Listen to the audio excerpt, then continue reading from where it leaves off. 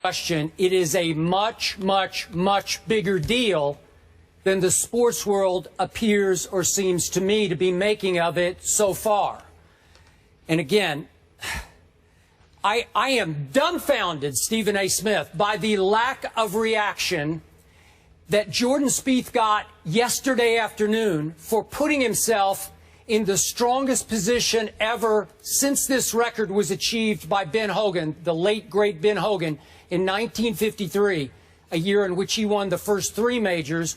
Jordan Spieth put himself in the strongest position since then, stronger than Tiger Woods, stronger than Jack Nicklaus, stronger than Arnold Palmer, to close this deal. And the reaction seemed to me to be, that's cute, that's nice, ho-hum, on to the next golf story. What I heard and felt last night, Stephen A. Smith, was that Tiger Woods achieved more hype and buzz going into this tournament. The new improved Tiger, who was back and had the best chance yet to break back through and win yet another major championship before this started. I felt more impact from that story than I felt for this kid last night. And I still believe that this kid, only 21 years of age, is being underhyped and underpublicized in the shadow that the great Tiger Woods still casts. And again, we were all spoiled rotten by the electrifying performances that Tiger Woods once gave us.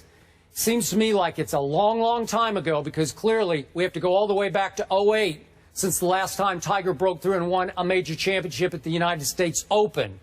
But to me, the reaction of the golf community still seems to be, hey, if it's not Tiger, it's not that big a deal. It's okay, it's a nice story, but ho-hum, it really doesn't matter that much if it's not Tiger Woods. And Stephen A., if you don't mind, I'm going to hold up today's USA Today sports section. Can you see this headline atop the sports page? Now yes, I'm going to read it to you. Amateur, aces gather atop the leaderboard. So the first reference in this headline is to the amateur Paul Dunn, who's actually a little bit older than Jordan Spieth is, who was tied for the lead, kid from Ireland, tied for the lead at the Open, the British Open last night. I get it. That's a nice big story, but it's not Jordan Spieth. Jordan Spieth is mentioned in the 5th paragraph of this lead golf story almost as an, oh, by the way, world's #2 Jordan Spieth. Really? Now, again, I'm not taking a shot at USA Today. Love this newspaper. Read it cover to cover every morning. I think this typifies the general sports world reaction as of last night going into today. And for those who don't know or don't care, just for the record, Arnold Palmer won the first 2 in 1960, but was 4 back going into the final round. Jack Nicklaus won the first 2 in 1972, but was 6 back going to the final round. Tiger Woods came completely apart after winning the first 2 majors in 2002, was all the way 12 back going into the final round of the British Open. Jordan Spieth was a shot back. Jordan Spieth just birdied #1 today. Jordan Spieth parred #2. I'm not sure what he's doing on #3 because we're on the air now. But he is in a commanding position to close this deal. And to me, the sports world is still sitting back and saying, yeah, but it's not Tiger Woods. Your thoughts, please. Well, my point is that, I appreciate you so early. I mean, immediately following the weekend, you make me laugh because you're literally sitting there feeling, coming across as if, you're shocked, and it has such an incredulous attachment to it when it comes to your emotions. I don't understand that. It's exactly what I told you it was. If you are a golf aficionado, you can look at somebody like Jordan Spieth, who, obviously shot a 66, was 11 under after Sunday, really showed up, got basically, as far as I'm concerned, got a little ticked off at his play over the first 2 days and really amped it up another level, which shows his competitive fervor, and that's something to applaud. Especially after the front 9 yesterday, right, when he bogeyed 9. Exactly, And then he got a little miffed. Yeah. He got a little miffed after he bogeyed on 9. My point to you is that that's one of the things, to touch on your point where you're absolutely right, and you should have a deep appreciation for the level of competitiveness that he's bringing to the table, because it's not just about his greatness. It's not just about his accomplishments in winning 2 majors already on the cusp of tying Ben Hogan and his record in 1953. It's about the fact that there's a competitive fervor that comes attached with that skill set, that when he is down and when he is behind and when he is looking at his game and he's not overly impressed, this dude actually gets an attitude and then comes up the rear roaring and ready to run over everybody. And I think that's an incredible trait for somebody of his skill set to have, and he deserves a lot of credit for that, which you are giving him. But Skip, that's talking about the sport of golf.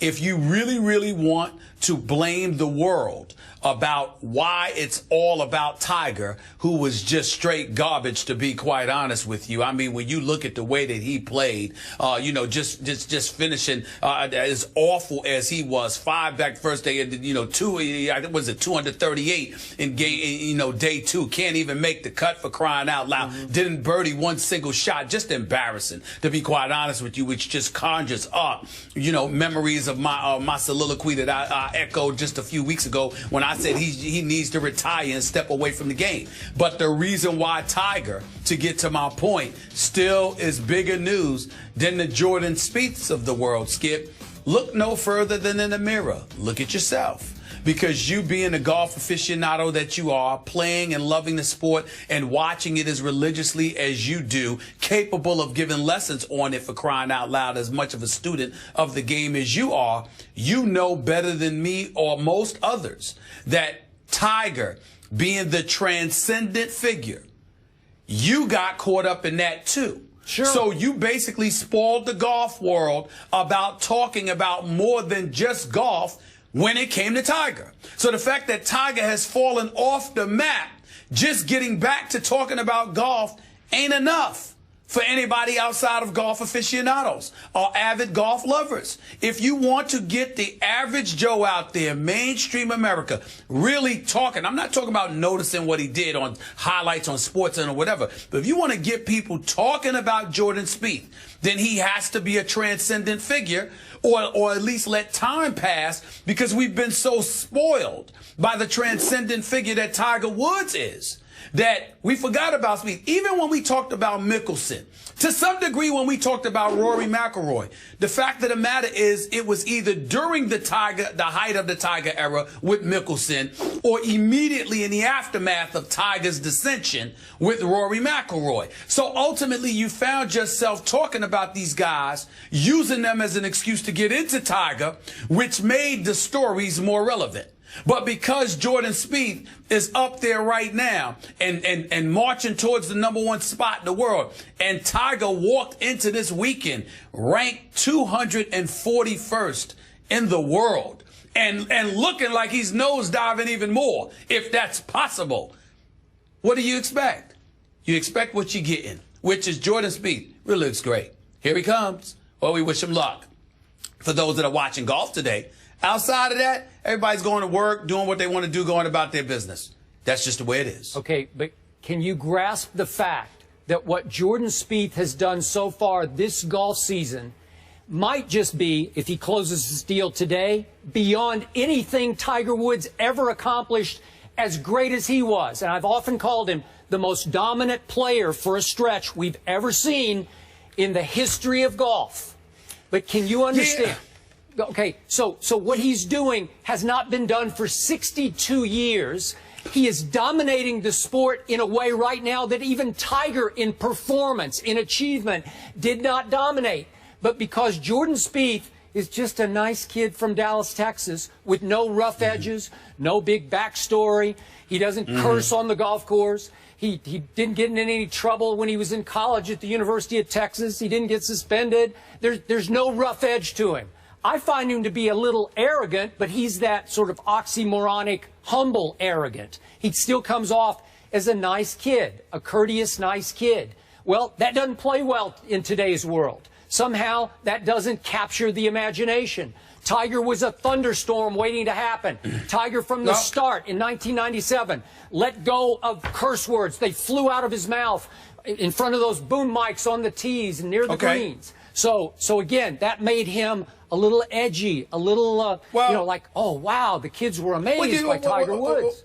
Well, again, you're not wrong, Skip, because you're never wrong about your golf, but you're giving an incomplete picture. And here's what I mean by that. When you talk about Jordan Spieth, you talk about the outcome. When you talked about Tiger's game, you literally talked shot after shot after shot. Something amazing happened seemingly with each round as it pertained to Tiger. Whether it was something out of the rough, whether it was something off the tee, whether it was his putting or whatever the case may be, there was something. Whereas with Jordan Spieth, he just seems to be methodical. He continuously comes at you. Doesn't necessarily blow you away with a wow moment or moments of greatness per se. He's just consistently very gifted at what he does for the most part.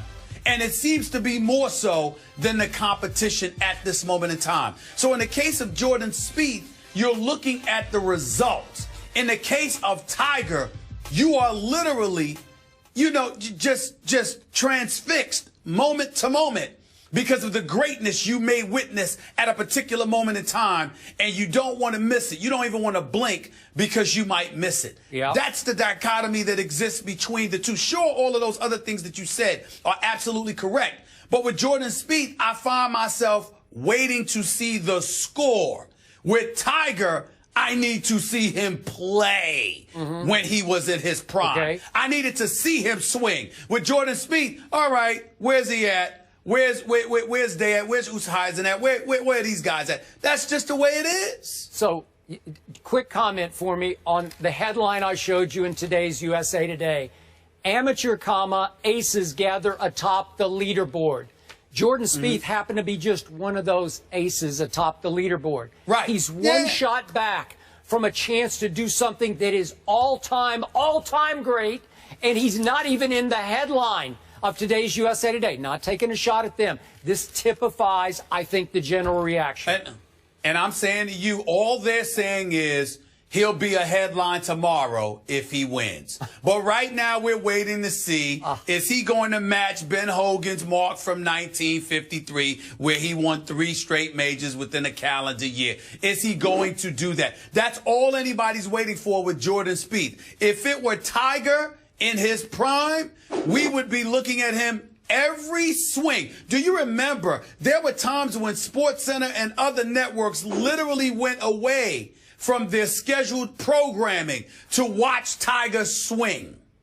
I mean, think about that. That's what went on with Tiger. Hey, that ain't Jordan Spieth. Tiger in his prime? Are you kidding me? What if Tiger had been the first black golfer to break through and win at Augusta National, win the Masters in '97, and had gone on to win the U.S. Open, and then gone to the British Open, and after 3 rounds had been 1 shot back? Do you know what a nuclear bomb would drop in the national and international media? Not just the golf media, but just in general. Again, Tiger, on a sociological level, had shattered through. He had not just broken through, he had shattered the golf world by winning the Masters in 1997. So that's not in his prime. That's at the start. That's right. You're absolutely correct. But I'm just saying his prime, meaning Tiger at his best. Sure. Because that's how much he had us mesmerized. Jordan Spieth doesn't hit us that way. He hits golf aficionados that way because you and so many others have an appreciation for golf that most people do not. So in that world, Jordan Spieth is going to resonate profoundly. I'm just wondering, when are we going to let go of Tiger Woods? Because we're not letting go. He's still the biggest story in golf. As garbage as he is right now, biggest story in golf. Skip, I'll admit to you, I believe that the dissension that we are witnessing with Tiger Woods right now, it may very well lead to that. I think the beginning of the end of this aura regarding Tiger Woods, as slow as it has been to get to that point, I think after this right here, what I saw over those first 2 days, Tiger really needs to go away. And by the way, he's embarrassing himself by constantly telling people he's right there. He's not right there. He looks like straight garbage. And I mean, listen, I'm sure anybody can resurrect themselves. But to watch Tiger right now, it's Yeah. getting to the point where it's painful to watch him, and you literally are finding yourself feeling sorry for him. He really needs to think about taking a break away from the game and just disappearing, because he's not himself at all. He's not even a shell of himself anymore. It's a disaster.